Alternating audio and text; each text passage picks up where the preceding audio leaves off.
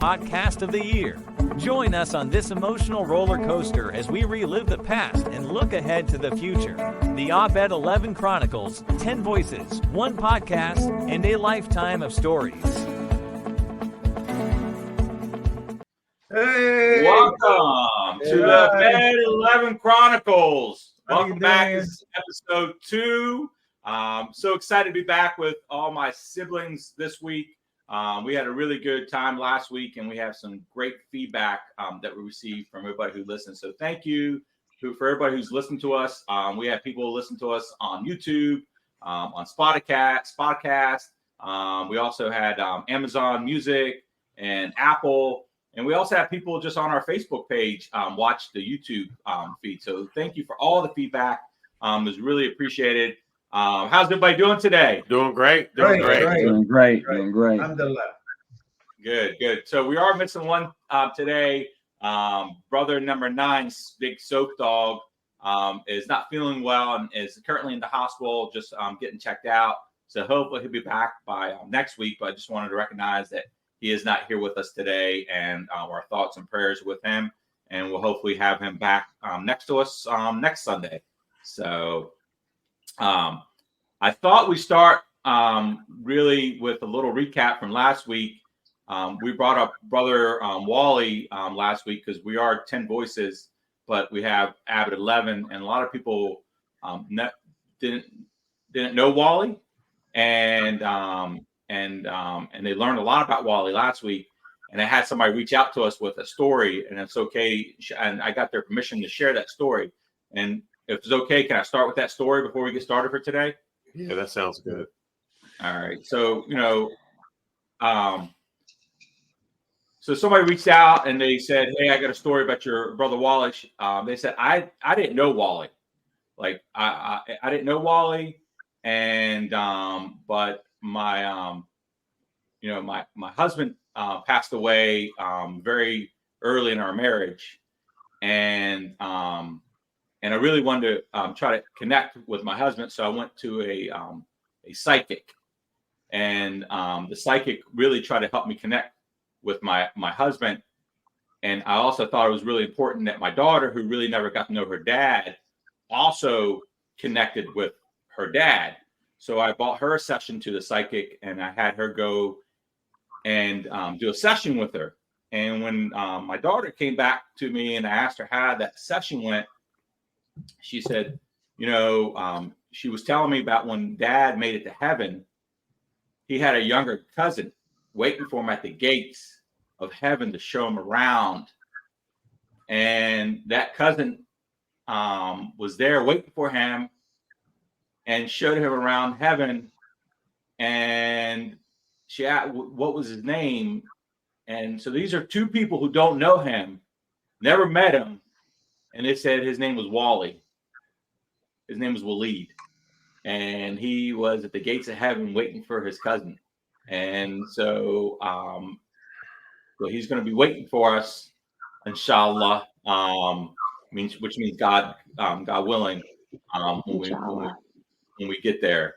So I just thought I'd share that story with you guys. I don't know if you guys, how you feel about that story. I know sometimes, they don't believe in psychics, but I just thought for people who don't know who he is, to tell me that story means a lot.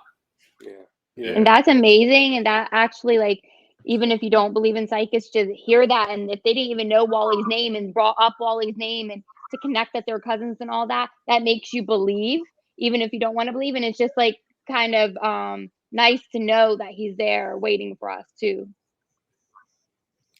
Yeah. So I think the fact that we could see heaven should let us know that how we act on what we do today affects what happens when we pass on. So trying to be good and do what God's doing God's will, and that's what a Muslim is somebody who commits to God's will. And so being a Muslim is you can be a Christian, you can be any other religion as long as you're doing God's will. And so so anyways, it's amazing that we have that story. And then Todd, I know last week, Todd, a little bit, you you had a memory of Wally and you weren't ready to share. Are you ready to share this week?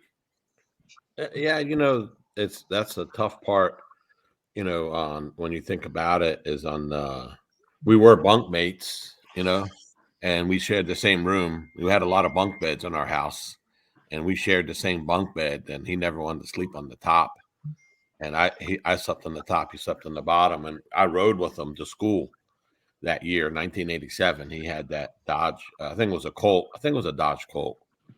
And he drove. Yugo. Huh? We bought the car off of Yugo. Yeah, Yugo. Yeah. And I remember riding with him on those back roads, to school. And he graduated 87. I graduated 88. But we were 2 years apart. And, I remember when, he, like, that car was because he used to walk everywhere.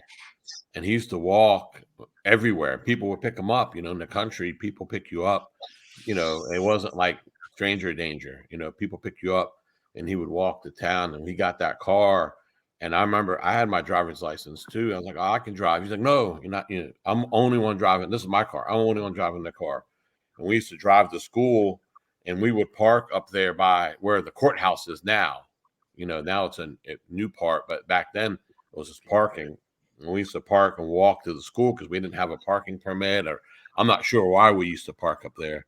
But I remember that day, July 5th, 1987, after we came back, and, I think I only told Jim that story.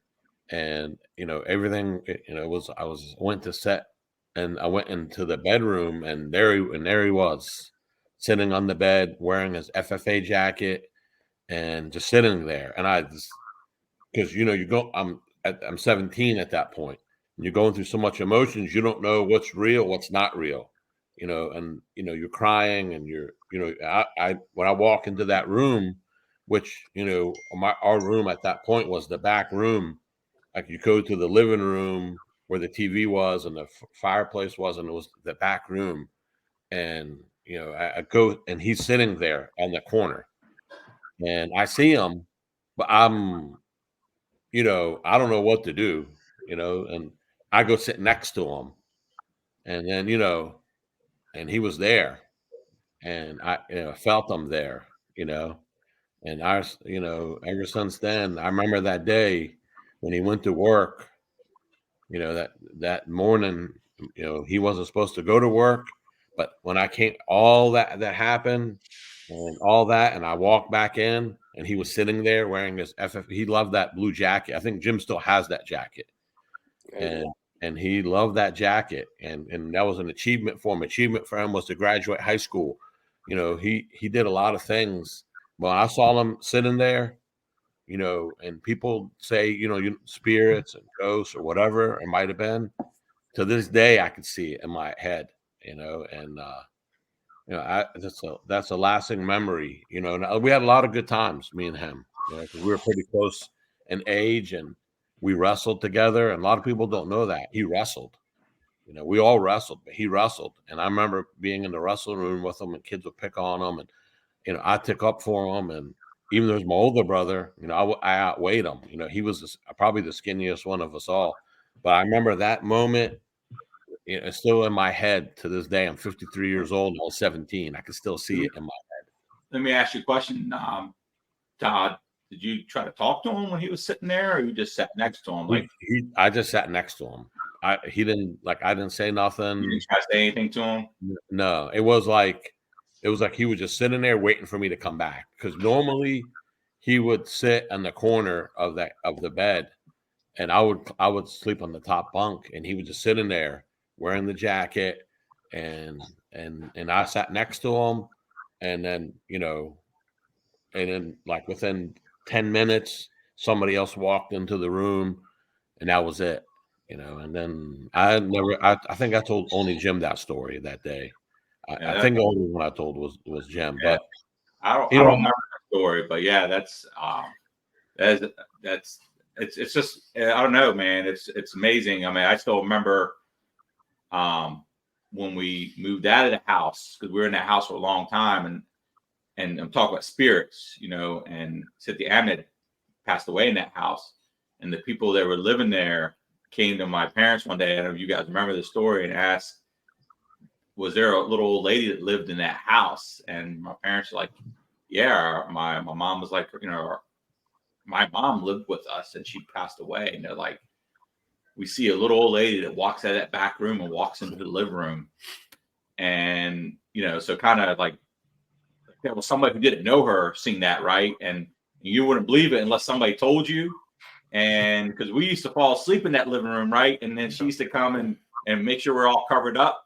And for somebody else to say what she used to do, it just shows you that there's something out there, you know. Yeah. And that we've heard 3 different stories now about people after somebody's passed away that they've heard about them. So I'd never heard that story, Todd. So thanks.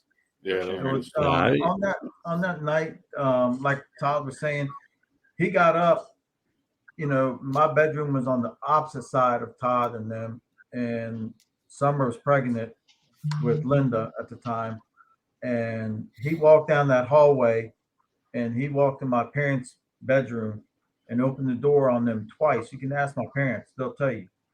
And I walked out of the hallway and I asked him what's going on. And he was like very upset for some reason, and he went and slept in the other living room. The living room. He slept over there for some reason. So I'm not sure what was going on with him. He didn't want to talk or anything. I do want to say I appreciate all the stories because I was really young at the time. I was going to turn 3 the next month. So I don't remember much about Wally. So I appreciate our listeners sharing stories. And if any other listeners have any stories, please share with us because I love to learn and know these stories. So thank you for sharing. And if you have any more, I would love to hear them. And maybe Yeah. we get our parents on here and let them see if they remember Wally coming to the room that night to see. Yeah, we will. That's and obviously, you know, he'd be part of every podcast because there's some stories, even your memories, you're gonna be like, oh wow, you know, Wally was part of that, and you know, so keep bringing them up because I think, you know I've done a bad job about, you know, sharing the stories, and I try to share it with my daughter, but she, you know, and I'm hoping that's one of the reasons with these podcasts, and we can have some eventually share some pictures and things like that, is that they can go back and listen to these stories so they kind of knew how we grew up. Hey, Reith, I got a Wally story. So everyone knows, as we talked about last podcast, I named my son in memory of our late brother, Wally. So my son Wally was born in 2006. And it was maybe 3 weeks after he was born, he got really sick. And we took him to the emergency pediatric on call. And we get there and we sign in and we're waiting for the doctor to see us. And the girl calls Waleed Abed. So I go up to the front and she started crying. And I said, she's like, I went to school with someone with that name. And I said, yeah, where did you go to school? She said, I went to Spotsylvania High School. And I said, what year did you graduate? What year did you go to school? She said, I graduated in 1987. I said, that was my brother. And she told me that he was the nicest kid. He would do anything for anybody. And he always had a smile on his face when he came to school. And that was, it was very emotional. And I went back to where my wife and Wally were sitting at in the waiting room, and I had tears in my eyes. And my wife asked me what happened, and I explained to her. And it just goes to show you how many lives that he touched. This is in 2006. He passed away in 1987, right? And just so how many lives that he touched 19 years later, someone is still remembering, him and the impact that he made on them. And I don't think I shared that story with a lot of people. I think told a couple people that that story, but it's just pretty amazing how many people knew him and how many people remembered him and how many people remembered him walking. He loved to walk. I mean, he would walk to work. It's pretty amazing, but that story sticks in my mind. That was back in 2006. Yeah. You never So, talked about that before. Yeah. so I don't know if y'all guys knew this or not. Billy and the guys that bought the store, Yeah. the guys that worked the food line, they knew Wally. I don't know if y'all knew that or not, because Yeah, Wally worked the food line. Yeah. Yeah, and I just want to tell you a story about Wally when he lived here in Fairfax. There was a telethon going on on TV where you would call in a bid on things, and evidently Wally was downstairs watching TV and making these calls and bidding on things, and he won a bid. Now we had no clue this happened, but we see Wally come up the stairs and run right outside and try to figure out why is he running outside? What happened? And we get a phone call, and we answer the phone. They said, "Hey, somebody from this number bid on something, and they won the bid." And I told him it was the wrong number, and I hung up on him. And come to find out, Wally was bidding on this. It was an item from the Redskins. It was some kind of T-shirt or something that was signed by the Redskins that he was bidding on, and I guess he didn't think he was going to win.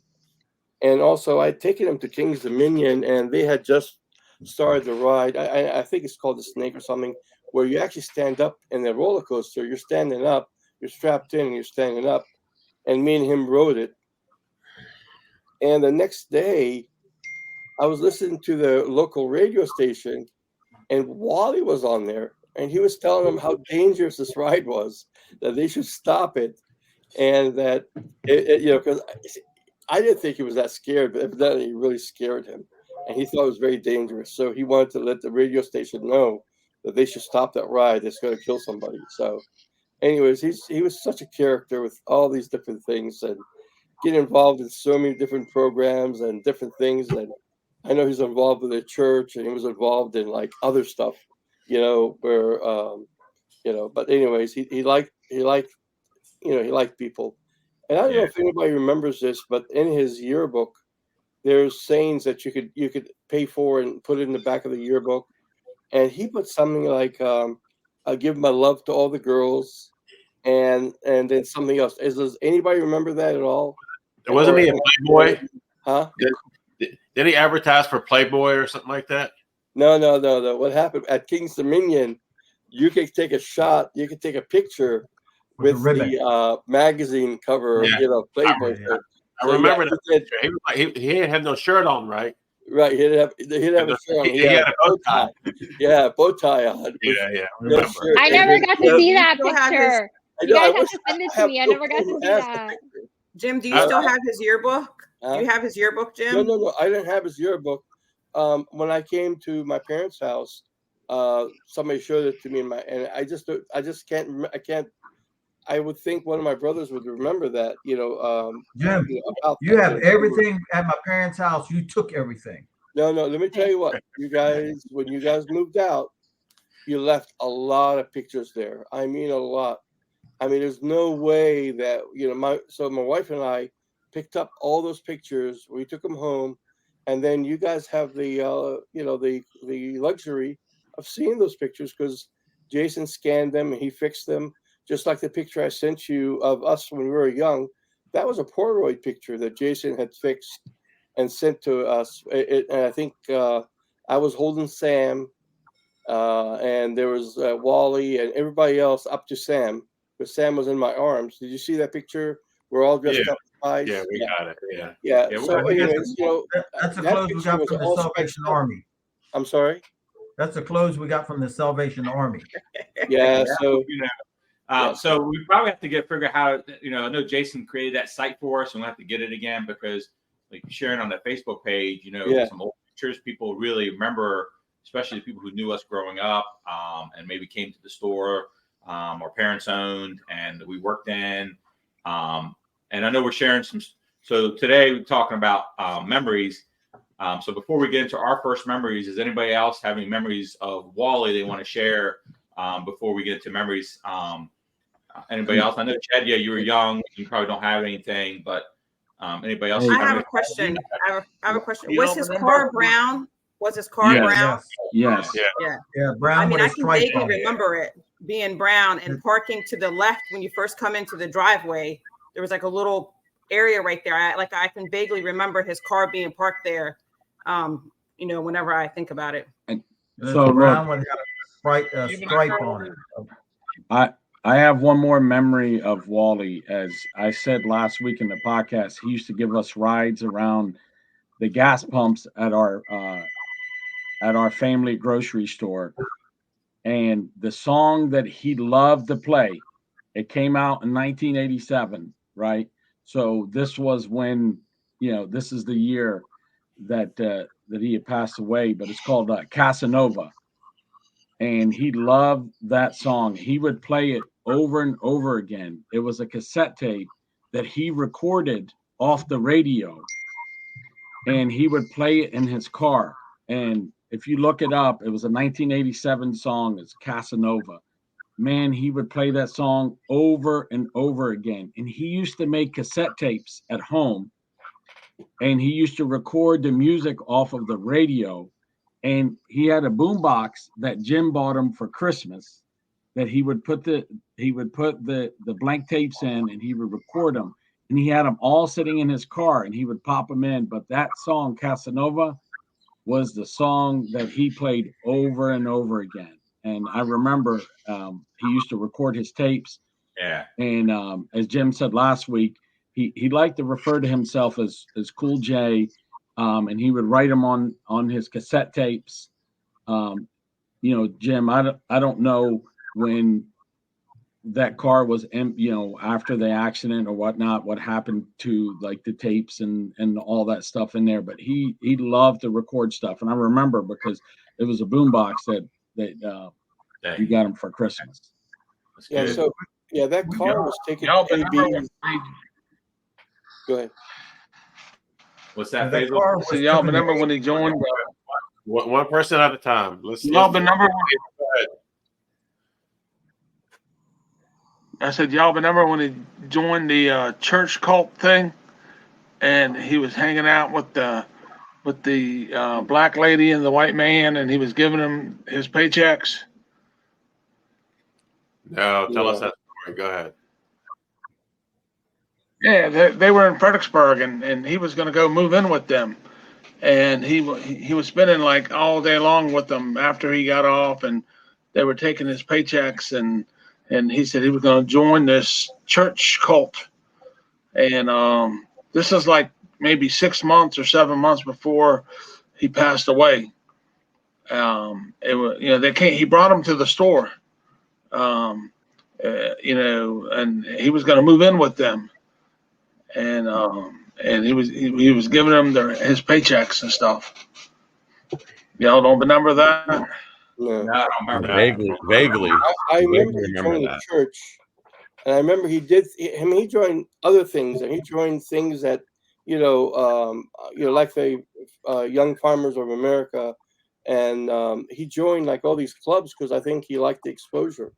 But Well, he liked people. yeah, I remember him joining churches and all, but Wally was just a character. He was just a good guy, and he just loved life. I mean, it's really sad, when he passed. But like I said, this is kind of what God wants for us. I mean, this is our God's plan. Not that He wants us to die, but that we are here for a reason. I think Wally's here, a reason that he was here, that he really gave sunshine to a lot of people, because there wasn't anybody he didn't like. He liked a lot of people, and he would talk to everybody, And I remember when he died, the food and the cards that my parents got at the house. Do you guys remember that? All that food that people would bring to the house, and all those cards. And it was sad reading those cards, man. I would read those cards, and I mean, there was really touching stories about Wally and different things that he did. So, you know, it wasn't just the things that we saw, but things that other people saw. Yeah, everybody liked him, Jim. I mean, not one person didn't like him. Everybody liked him, and he was well known. I mean, you go around, oh, you Wally's brother. Oh, yeah, I know Wally. You know, you Wally's brother. You go to a store and you stop by there. Oh, Wally was just here. You know, it's like they knew him. You know? So, anybody else before we get going to the next? Todd, you want to say something? No, I have a clip somewhere saved on Facebook where they had the class reunion for '87, and they were telling stories about Wally at the class reunion. And somebody sent me a short clip of they had candles set up with anybody who had passed away lit up with their picture in it, and one of the pictures was him. And then she messaged me on Facebook saying they were telling that she sent me that clip, and then she said they were telling stories about him. You know, this is a 35-year class reunion, you know, but I have the clip. Yeah, we'll have to show it one day. Just to go around real fast. Faisal, anything else you want to add? And stories about Wally before we get not right now. Jamal, anything for you? You remember when it is? So the one thing I want to tell y'all, when AB picked up Wally's car, the next day I took my parents to the car. They wanted to look at the car, and we went up to AB's house to look at the car and everything. And my dad went through it, and we found a shirt in there that he must have took off or something.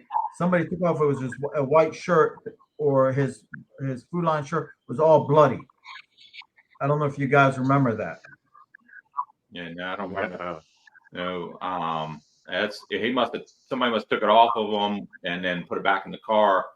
But I mean, that's I don't know, man. Yeah, the only thing I do remember, and I hate to say this, is it's kind of, you know, but in the windshield, his hair was embedded in the actual windshield of the car, where it had fallen on him, you know, and that was really, really sad at the time. You know, we were just in so much grief, and that just kind of, you know, made it really real that we were able to see, you know, parts or, you know, his hair at least embedded in the windshield, on the outside of the windshield, you know. Yeah. One more thing.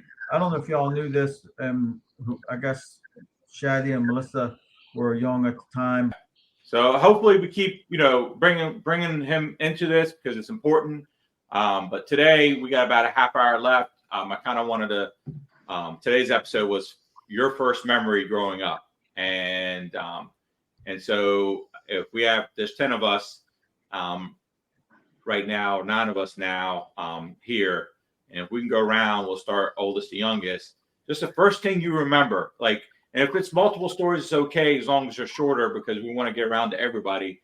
But one of the first things, and obviously what Jim has to say in his first memories, none of us are going to remember because he was the only one around. But as we get going, it might spark something that we remember because we're around. So, Jim, can you tell us about some of your first memories, like some of the things you remember and about you growing up that maybe we don't know? Yeah, so I was born in D.C. and we lived in D.C. We lived off of 16th Street, which is now, you know, like near Chinatown where it is now.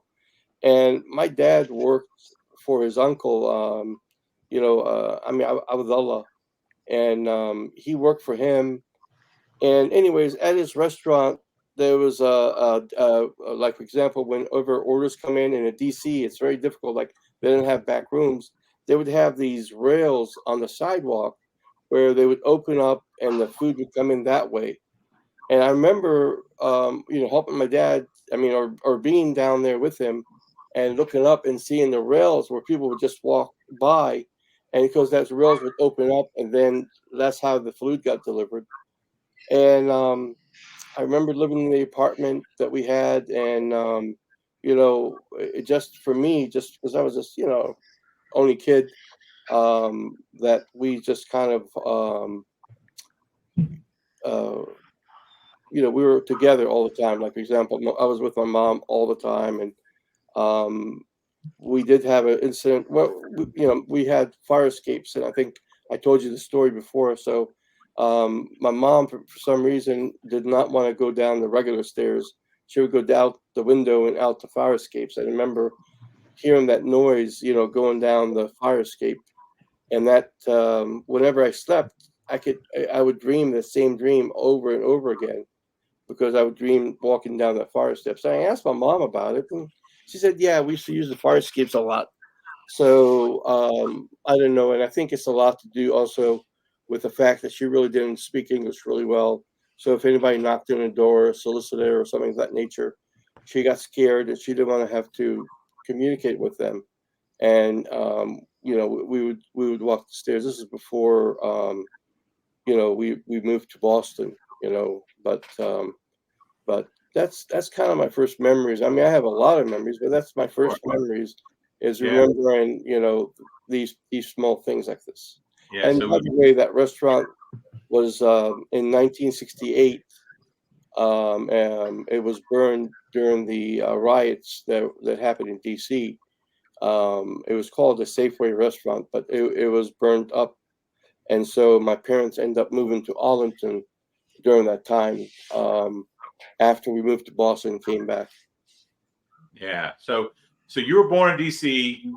Then you moved to Boston with our parents, Mm-hmm. and then they moved back. So how long were you in Boston with them? I think we're there for about 3 years. So Faisal was born in Boston, and then they went to overseas, and when she was pregnant with Jamal, and Jamal was born in Jerusalem, and then they left Faisal and Jamal with my grandmother. Yeah, that's a story. That's a story for another day. Yeah. So anyways, I guess what I'm trying to say, I lived in Boston for about 4 or 5 years. I'm just, because I'm guessing we moved back with Wally. So we lived in the Arlington apartment when with Wally was young, and with me and Wally at the time. All right. Yeah. How about you, Faisal? What's your first memories? Like, being a kid and and things like that.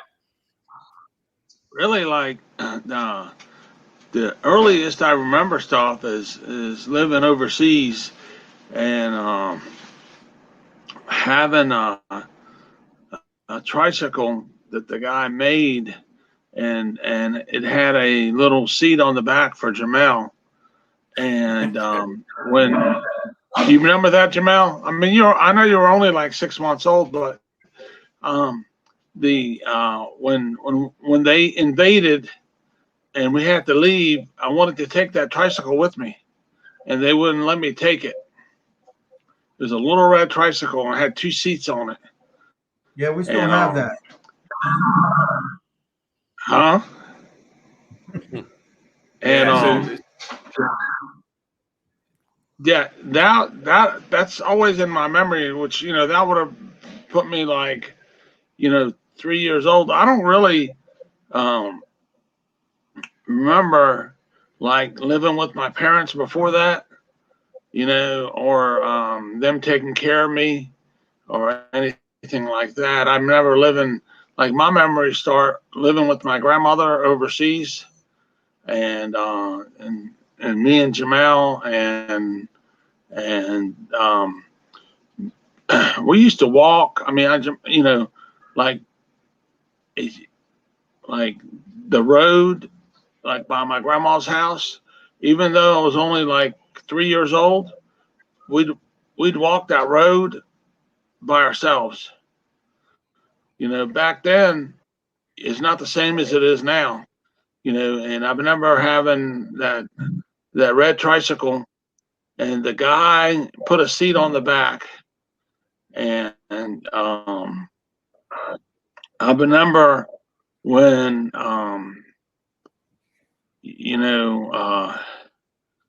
we came over to the United States. I didn't know who my parents were. They were like, I was standoffish because I didn't know them. They were like enemies, because there was a lot of enemies. But I don't know, Jamal, if you remember that or not. But that's I like one day for you, Faisal, and we can get into that one day, because you had a really good story about living over there and And I never heard that story, but when we were in Denver at the beginning of last year in October, and you told the stranger your story about overseas, and I was just amazed because I had never heard that story. So, and I know that story's gonna take a little time, but if you don't mind, one day can we go back to how long? I'll tell you all. How long did you live over there for? So there's two things I do want to say maybe later, but I remember Faisal being circumcised overseas. So, and also the fact the first time I met Faisal after he came back from overseas, he smacked me in the mouth for no reason. I mean, I was being nice to him, yeah, and he just hit me right in the mouth. Because Faisal thought he was the oldest, and all of a sudden he came back to the States and he had a big brother. Yeah, I was so Yeah, afraid. I thought it was just me and Jamel. I didn't know we had that. My parents were popping out kids right and left. I didn't even know I had parents. How long were you overseas for? How long did you guys live there, Faisal? I know, we get into like being, I was born in 1966, and 3 years. and we were over there before Jamel was born. 4 years, at least 4. We didn't come over here till like Todd was already born. Wow. In 19. No, you were here before Todd was born. It was just 3 years. Wally, I promise you. Maybe right before he was born. Yeah. No, Todd, you Todd, were not here before Todd was born, right? Maybe your mom was pregnant with Todd. No. No. We lived in an apartment. We lived in an apartment in Arlington. Yeah, 3 years. Yeah, you lived in an apartment in Arlington, but she was pregnant with Todd. You weren't the oldest brother anymore. No, brother. No, I just didn't know. I didn't know I had a brother other than Jamel. You know. Yeah, it was just me and Wally at the time. I promise you. Yeah, it was me me and and Wally. My dad. And then we moved to the house in Arlington. Yeah. All right, one at a time. Look, No arguing. No arguing. Hey, so Jamal, how about you? What's your first memory? Really, to tell you the truth, like Faisal was saying, we were overseas and stuff. I really don't remember that too much, because when you're young, I think we stayed overseas for about 2 to 3 years overseas. The most. We came with my grandmother over here. My parents didn't even come get us. We came with my grandmother and another lady from overseas. My first memory was really living in Arlington, when we lived in Arlington and we were young. And we had the house there, and we were with my mom. We used to go because all my cousins used to live around there. We used to be like playing football in the field at the church, and we used to have this like bike, and we used to put a piece of board on it, and we used to all ride around on that, and we used to race each other, go around we used to go to my aunt's house, and we used to run around one side, who used to be the fastest, to be fastest, and nobody, could beat me. I used to be the fastest at the time, and but we lived in Arlington, and we used to. Then my dad built an addition on the back of that house at Arlington, and we grew up there most of the time. And I remember me and Faisal, we used to walk. Sometimes we used to ride our bike from the house in Fairfax to Tremont, and we used to work in Tremont. I remember Sidi Jamil used to be sitting in the back room there, sitting on the boxes, and we used to take the boxes out and break them at the restaurant Tremont. And I know we had the Barrister, but I don't remember too much about the Barrister. I remember going down there. We used to be a jail downstairs. There used to be somebody living down there in Arlington at the Barrister. But growing up, I don't really remember too much overseas. Too much. I remember moving to the house in Arlington. I don't even remember moving into an apartment. You know what I'm saying? Yeah. All right, Todd. But sorry. One more thing. Sorry about that. One more thing. When we lived in the house in Arlington, Jim, I don't know if you remember this, but we used to have all our aunts, like Auntie Fazia, Auntie Nuzmia, Auntie Afaf, even Mahmoud Elias, they used to live right there. All of us on almost the same street. We live in the same neighborhood. Yeah, we live in the same neighborhood. And then we used to go play football in the church down the street there on the left, and with all the Arab, Right. And then we used to go play soccer. Yeah. Then we used to go play soccer at Kenmore. Kenmore, exactly. Yeah. Kenmore. My dad used to play soccer with a lot of guys. Yeah. So, but I just want to let you know that and the barrister, nobody lived downstairs. That jail wasn't a jail. It was a place where they would keep the alcohol, and it was a lock. So it was like a chicken pen. I don't want to say chicken pen, but it was a closed off area with a lock on it, so they can keep all the alcohol and the important stuff there. So anytime they needed it, they would just take it up the stairs. So yeah, it wasn't a jail. It was just like I knew it wasn't a jail, but I'm just saying it looked like a jail. And there used to be an Abed, bald-headed Abed, used to sleep downstairs. Yeah. So when you're a kid, all that stuff looks like jails, right? So yeah. So that his name was Willie, and he was a dishwasher, and he actually had a house, but he might have been taking a rest downstairs. But my dad, now let me tell you, Willie was an old man who really was. I mean, he was, he didn't really do a lot, but my dad really felt bad for him, so he would pick him up and take him home, and then take him back. So that was probably where he was sleeping downstairs in that basement was after shift ended. That he was waiting for my dad to take him home. Yeah. But do you remember Jim and the Tremont with Sidi Jamil being there? Yeah. Jamil would come, and he would be with us, but the Tremont was like a hangout for us, for like our family and stuff. I mean, I have pictures where we had birthday parties there, and your birthday party, 16th birthday party. Yeah, exactly. So, but anyways, that was before Shadia's time, and before the golden child, before the golden child era. Before the golden child. Before the golden child era. Faisal, really, remember that, Faisal?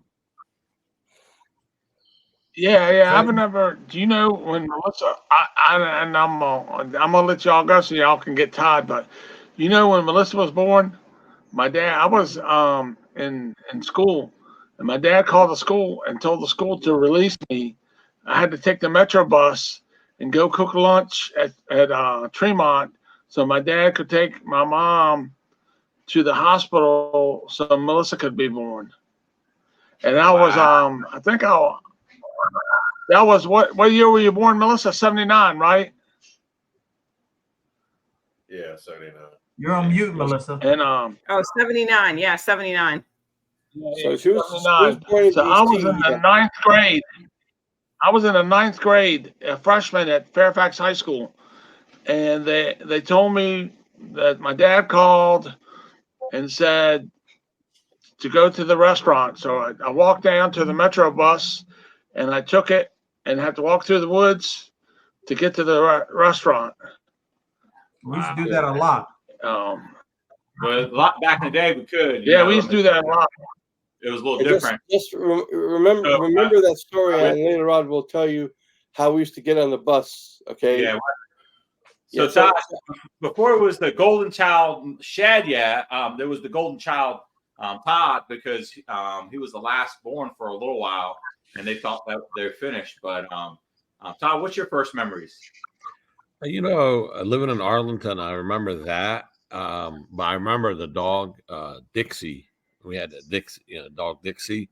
Right across the street from our house was a school. I think it was a elementary school. Yeah, it was. We went to the elementary school. It's Glencarden Elementary. Glencarden Elementary School, and I remember there was a hill. Yep. And I used to go across the street and just roll down that hill with the dog, and she would come and roll down, and we'd go back to the top and roll down. And I remember vaguely that somebody died at that school skiing, or not skiing. They were doing ice sledding. Yeah, they were sledding, and they sledded down that hill, and then the sled hit them and they died or something. Yeah.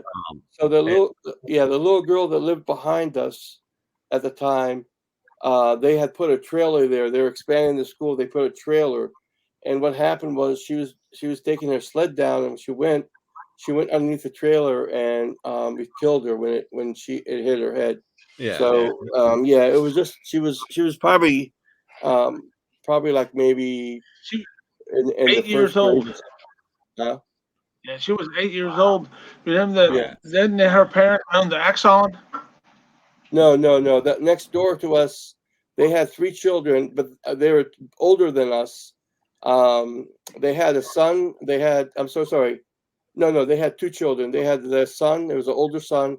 Then they had a younger son, and then it was just 2 sons. But we actually, my daughter Monica and I, went back to visit a neighborhood one. It was a while back, and that guy was still living there. He was having a estate sale, and me and my daughter went in, and I recognized him, the guy who owned the Sunoco, and his son was there. And they had told me that the wife had died. I don't know if you remember the wife. She used to have black hair, and anyways. And he Yeah. still had that car. 13 minutes left. Okay, So go Todd, ahead, guys. so go ahead and finish up, Todd. Yeah. So I remember going down that hill with the dog, and then I remember after the accident, they put a fence up so you couldn't roll down the hill. You couldn't go down the hill. That was my first memories that I remember. Yeah, and you were telling me the other day a little bit more about Dixie. Obviously she came with us. She was with you for a long time, right? Yeah, I don't remember a time from the time I was born. She went from Arlington to Fairfax to Spotsylvania. And I think she lived 19 years. And I just remember she was always there. From the time I was born to the time she died, she was always there. Yeah, we got her from Abed. That's where we got it from. Yeah, I think she lived, 19 years, Remember right? when Todd ran off? Yeah, we could probably make that for another story because I know it's short time. But yeah, we'll talk about that too. Yeah, But I ran away. Stories. One episode is going to talk stories about each person. So, yeah, I don't know. Todd. So, my first memory, and I probably have a few, but my memory that sticks in my mind all the time, and I don't know how old I was, and obviously it was probably about 4, is when I had all the supervision in the house, but nobody was watching me, and ended up in a bedroom, and somehow I caught the house on fire in Fairfax, and that sticks with me all the time. Like I remember being in that room by myself, and I remember playing with matches, and I remember somebody maybe looking for me. I got startled, and I threw the match on the other side of the bed, and then I remember being outside when the fire trucks were there, and I know our parents weren't there at the time, and I think so I don't know who else was in the house besides like if Sam was there and Joe was there. I was there. You were there. That's why I was there. That memory sticks in my mind. Is that when you try to kill me? Yeah, you were probably a baby, but I blame. To this day, it's whoever was supposed to be watching me, and I'm not sure who was supposed to be watching me at the time. It was Jim. It was Jim supposed to be watching us. No, Jim was at work. No. Cynthia Jim was at work at the school. Cynthia Yamney, our grandmother, was there with you guys. Yeah. Cynthia Yamney was there. Before I went to work, I had to work at the school. We had several jobs, but I was working at the school board, and I was only 16 at the time, but I had taken Melissa and put her into that was the bedroom that she lived in, or that's what was her bedroom. But I felt like she might fall off. So what I did was I took Melissa. She was a bit asleep, and I put her in my parents' bedroom right in the middle so she wouldn't fall off in case she woke up. And but my grandmother was the one. You saved her life then. Yeah, but I do want to tell you one thing. So let me tell you what happened, Rita.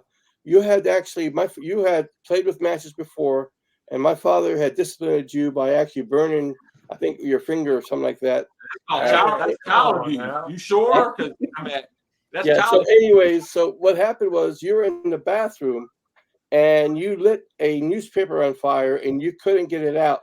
So you ran and put it underneath the bed because you were afraid you couldn't get the fire out. Because once a newspaper catches on fire, it catches on fire, and you couldn't break it off. So you put it in there, and then who saved your lives was the manager of the apartment complex, because he saw the fire through when he was walking by through the window, and that window there was facing the road. And he's the one who got you guys out, because when Jamal called me, and Jamal was a jokester, so I was working at school, and I had to finish my sections before I left. And Jamal got on the phone and said, "Hey, the house is on fire." And Jamal was a jokester all the time. And I said, "Jamal, do me a favor. I'm really busy. Please, don't do these jokes." And a guy grabs the phone and says, "Hey, your house is on fire. You need to get here right away." And as I was driving down Warwick, and we live on Harvey Drive, they had closed off Meredith. You couldn't get into Meredith. So I parked at the Peacher's house, and I ran behind them, and I jumped on the fence back to see. And I think they had the dogs in the car. They put the dogs in one of the cars there, and you guys were staying at the apartments with a lady. I forgot her name, but she was a real nice lady that you guys were staying with. The guy, the guy that was the coach, the football coach, David his Bedwell. mom. David Bedwell. Bedwell. Yeah, Bedwell. Yeah, we went to my grandma and Melissa and everybody went to their house, their apartment. Yeah, so they were really nice people, but when I got there, I really didn't believe Jamal, because Jamal jokes a lot. I mean, it was just he joked a lot. Yeah, but so it was a bad scene, and that was my first memory, that I remember. But my parents did not know about it. I called the restaurant; they weren't there, and so we had no clue. So until they got home, then they found out. All right. So Sam, what's your first memory? So obviously, when Reith tried to catch the house on fire, he blamed it on me, obviously, because I was a year younger than him. But the truth did come out that it was Reith that tried to burn the house down. So I remember that as well, too, because I was in the house that day.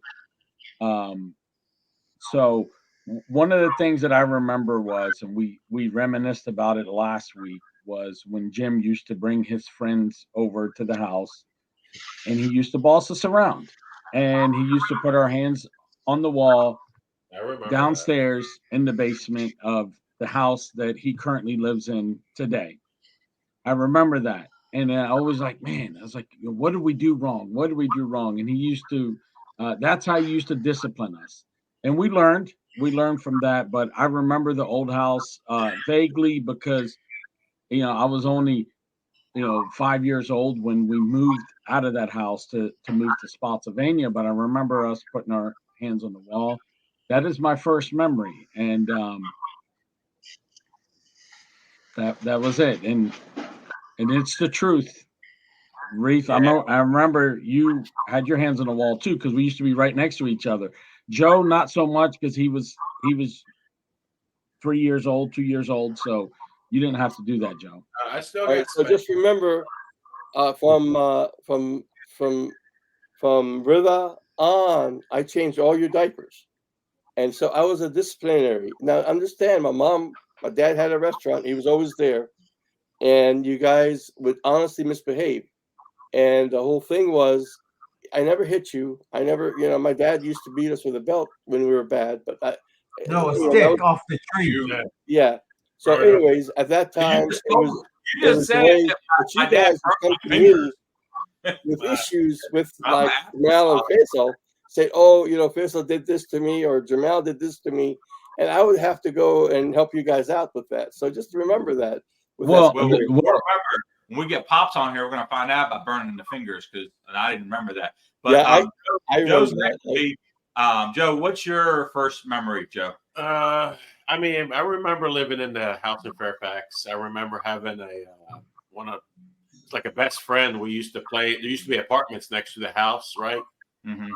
Across the street. We used to play over there. We used to go there was a 7-Eleven across the street or gas station, right? Yeah, it was around the corner. Yeah, Around the corner. We used to run to the gas station and used to have something outside that we used to let the air out, either the tanks or something. We used to let the air out. We used to run back to the house. And then eventually the person at the 7-Eleven or gas station found out it was us and we got in trouble. I would just remember, I was 3 or 4 when we lived in Fairfax, then we moved to Spotsy. Spotsy is mainly where my memories are, just growing up in the country. And we used to have forts across the street next to the power lines. We used to build forts in the woods. And that was my main memory of growing up there. And how about you, Melissa? What's your first memory? Well, obviously, I don't have no memory from up north. Most of my memories are from, the house out in Spotsylvania. And I do remember a lot, not like when I was young, but as like maybe, 6, 7 years old. When we used to get bored inside, we would go outside and, play underneath the apple tree, or the grapes would be on the vines. We'd go pick grapes. And that was what we did when we were young, not like now the kids want to play games and stuff on their phones. We would go outside and find something to do outside because we had so much land. But I do remember like playing outside underneath the trees. And, I remember like Miss Boole. Does everybody remember Miss Boole? She used to come over and take my mom places. I remember being in the car with her and stuff. So, yeah.